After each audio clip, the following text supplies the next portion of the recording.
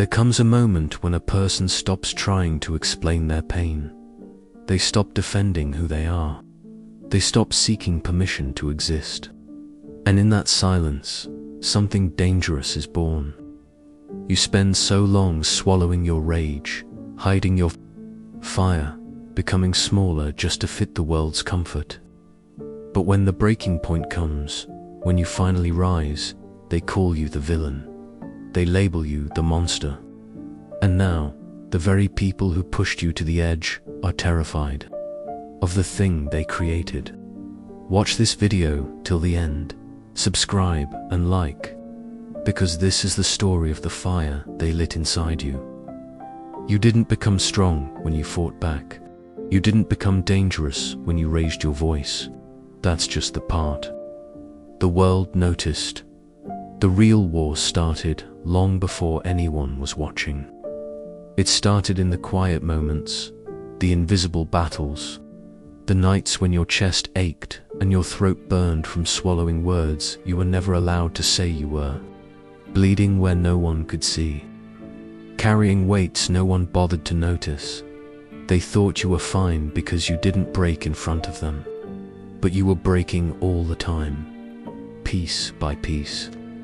In silence, you were fighting a war they couldn't see, a war to keep breathing, to keep standing, to keep pretending that you were okay. And every time you stood up, every time you smiled, every time you said, "I'm fine," you were losing tiny parts of yourself, but you didn't know it back then. You thought survival was enough. You thought getting through the day was winning. Until one day, something inside you snapped, not out of anger, out of exhaustion. You finally saw that no one was coming to save you. No one was going to see the war you fought in silence. And that's when the shift happened. The real story isn't that you fought back. The real story is that you survived what they never even noticed. That's where your story began. You kept showing up. You kept staying when you should have left. Not because you were weak, but because you were loyal. Loyalty felt like love, like duty, like something good. But no one tells you what happens when your loyalty starts to destroy you. When the more you give, the more they expect you to break for them. You told yourself, this is just how it is. You thought holding on made you strong. You thought being the one who never gives up made you valuable. But they saw it differently. They saw someone they could keep using, someone who would keep bleeding and never ask why. The truth is, there's a moment when loyalty stops being a strength and quietly turns into a chain that keeps you trapped in places you've outgrown, in relationships that drain you, in cycles that keep you small. And the longer you stay, the more invisible you become to the people you're loyal to. They stop seeing you. They only see what you give. But there's a line, a sharp, quiet line. And the day you cross it, everything changes. The day you break those chains is the day you stop bleeding for people who would never bleed for you. It's the day you stop proving your loyalty to those who never deserved it. It's the day you finally choose yourself. You didn't choose to feel less. You didn't wake up one day and decide to stop caring. You were pushed there, slowly, relentlessly. It starts when you trust the wrong people, when you give too much, when you believe that love is enough to keep people kind, but life keeps pulling that belief out from under you, again and again, until the weight of disappointment sinks deep into your skin, until you stop looking for warmth because you've learned it always disappears. You don't grow cold because you want to. You grow cold because you have to. Because feeling everything starts to feel like a threat. So you shut it down. You pull your heart back. You walk through life without expecting softness, without reaching for hands that once let you fall. It doesn't make you stronger. It makes you survive. There's a difference, because sometimes survival means you stop waiting. for people to understand you. You stop craving to be heard. You stop trying to explain the way you carry yourself like a stone. It's not that you don't feel anymore. It's that you've buried what you feel so far inside you that no one can reach it.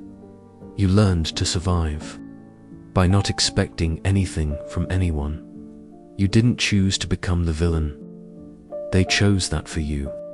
Because the truth is, people don't like to look in the mirror when it shows them something ugly. It's easier to point the finger. It's easier to say, you're the problem. It's easier to make you the enemy than to face the mess they created. And you felt it. You felt the shift, the way they twisted the story, the way they carefully removed their own damage and placed it on your shoulders. You weren't perfect. You made mistakes. But you know deep down, you weren't the monster they painted you to be. They needed to believe you were.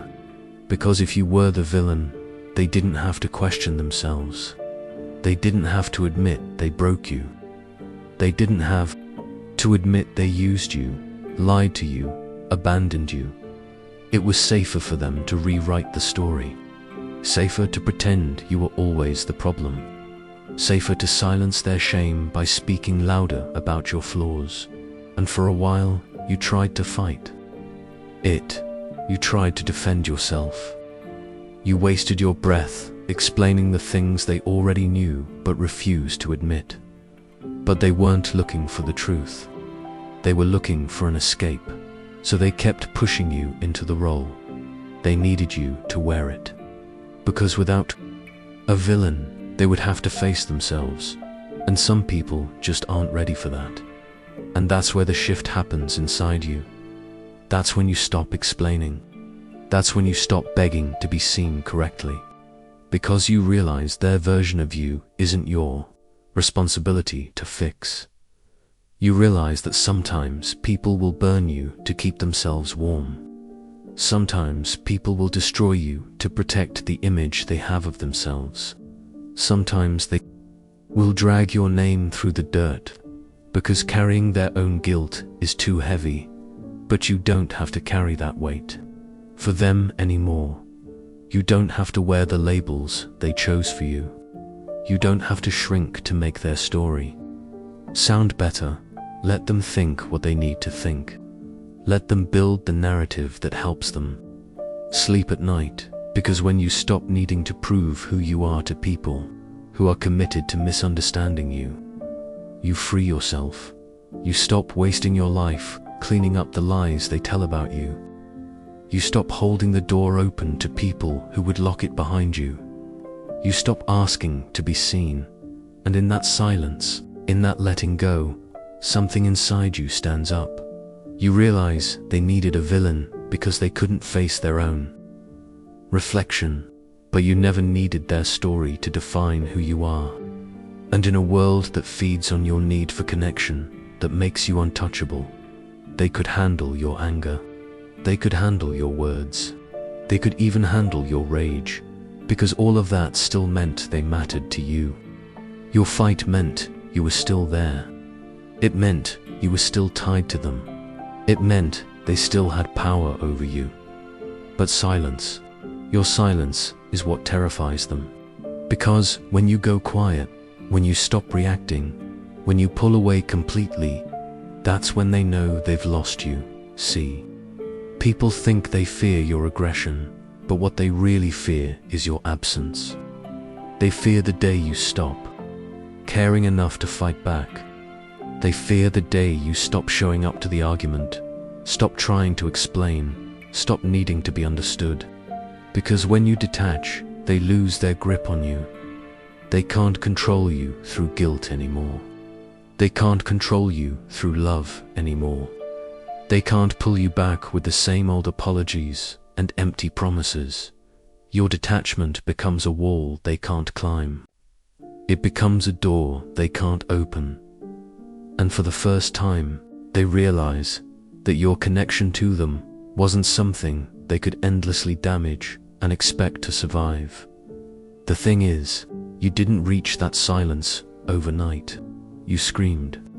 You cried, you begged to be heard, you gave warnings, you gave chances. You tried to make them understand, tried to keep the pieces together, tried to hold on to something that kept slipping through your hands. But over time, something inside, you shifted. You started to feel the weight of the fight wasn't worth carrying anymore. You started to see that the more you stayed, the more you were bleeding for people who would never stop cutting. And then you let go, quietly, without a final speech, without needing them to see you go. You didn't need closure. You didn't need revenge. You just needed distance. And that distance, that's what they can't handle. Because they could survive your rage. They could survive your words. They could even survive your hate. But they can't survive your silence. They can't survive the moment you stopped needing them, the moment you stopped explaining yourself, the moment you disappeared from the story they thought they controlled. Your detachment forces them to face themselves. And most people can't do that. Most people need you to keep showing up, just so they can keep ignoring what they did.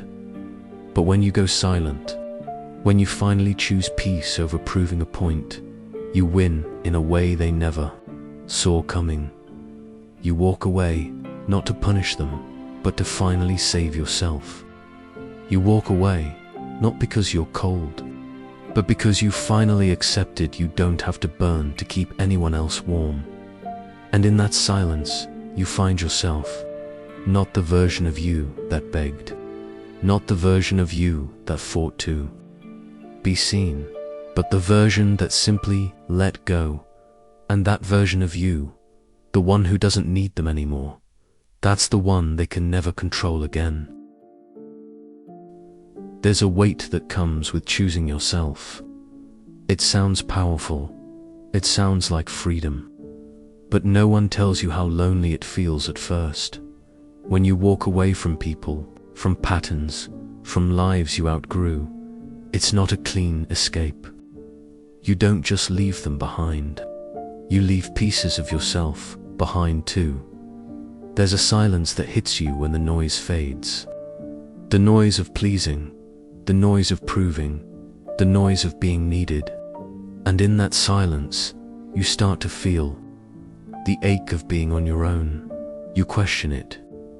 You question if you should have stayed, if you should have kept bending, if you should have held on to places where at least you weren't alone. But there's something that happens in that brutal loneliness, when no one's clapping, when no one's watching, when no one's there to tell you who you are.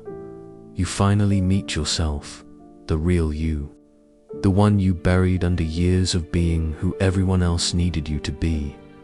It's not easy to stand in that space. It's not easy to rebuild when no one is cheering for you. But this is where you find your real power. Not in being chosen, but in choosing yourself. There's a kind of freedom that most people never reach. Not the freedom of walking away, not the freedom of building distance, but the freedom of not needing anyone. You've spent so long chasing approval, waiting for someone to tell you that you matter, waiting for someone to choose you. And when they didn't, it broke you over and over again. You tied your peace to people who could leave. You tied your worth to people who didn't know how to hold it. But something happens when you finally stop waiting for that, when you stop needing their comfort, when you stop needing their validation to feel whole. You stop living like you're on trial. You stop bending just to be accepted. That's when you become dangerous, not because you harm anyone, but because no one holds power over you anymore. They can't control you with silence. They can't break you with rejection. They can't pull you back with attention that comes too late, because you've built peace in a place where their hands can't reach it. You've built peace inside yourself. And when you get there, when you truly stop needing them, you become something they can't manage, can't predict, can't hold. You don't become cold. You become free.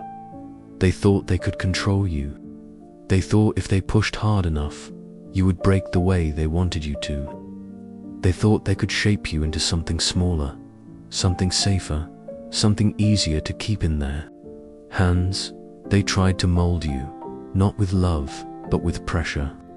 They tried to silence you, not with reason, but with weight, stacking their opinions, their expectations, their rules, until you could barely breathe under all of it. But here's what they didn't understand. You were never something they could hold. You were never something they could put out. You were fire, and the more they tried to smother you, the hotter you burned.